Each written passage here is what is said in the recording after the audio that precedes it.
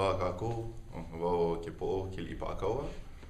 Lawai'o nei mai au, aka noho au I Honolulu I ke amanawa me ku'u mua makohine, me ku'u maopopo kili'ili'i.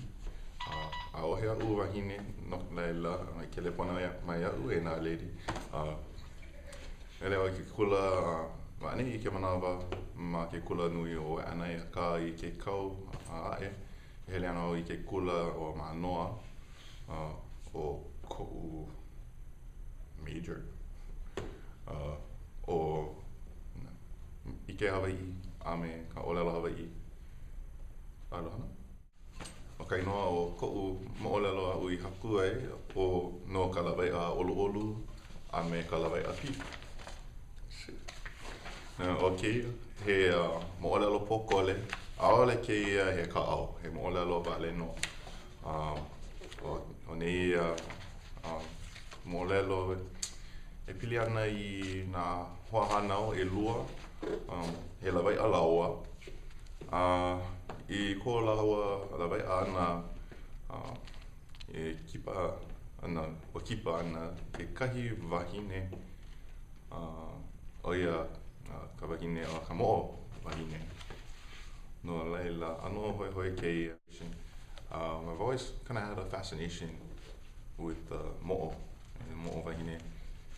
Read many different tales about them. We know of them as the kia'i, na lokoi'a, I mean na punawai, I mean na vai. We also hear a lot about them being these kind of temptresses that lure men away and eat them. And you hear a lot of nasty stories about them as well, like in the epic of Hiaka Kepo'o Keli'ipa'akaua, all the mo'o in that story, they're just getting lickings, they're catching cracks from Hiaka, and often they're kind of viewed just like kind of like monsters. But I always find it interesting that there's this vast portrayal of them as vicious beings, but at the same time they're also guardians of vai and punawai. So I'm just kind of curious as to why that came about, and decided to just kind of write my own mo'olelo about what I think maybe it could be like.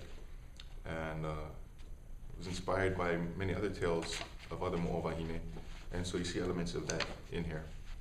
And also, I'm a huge fan of many of the old mo'olelo and mo'olelo kahiko.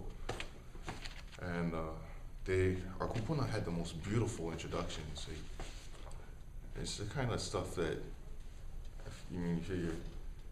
if I was a girl and as someone read that introduction to me, it's so beautiful, so romantic. Like if I was a girl and I had panties on, I would be throwing them at them. But Kalamai's a little bit crude, but it's just so wonderful and beautiful. And I wanted to try and embody that in my intro. Of course, I don't even come close, but I did want to throw in a lot of different kauna in there. He kanaka kola he loa vau.